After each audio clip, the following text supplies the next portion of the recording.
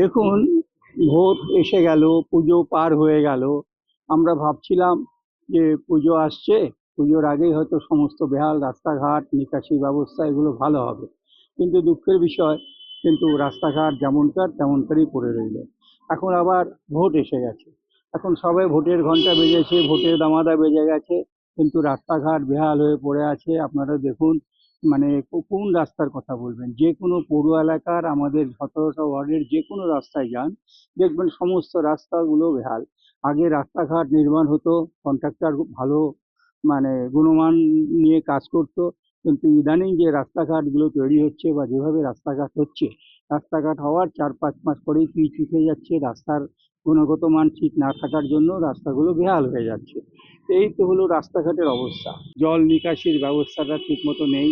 আমাদের যে যত সব ড্রেন হয়েছে, ড্রেন হয়েছে, কিন্তু ড্রেনগুলো যদি প্ল্যান মাফিক না হয়, তাহলে পরে জল নিকাশি ব্যবস্থাটা হবে কি করে?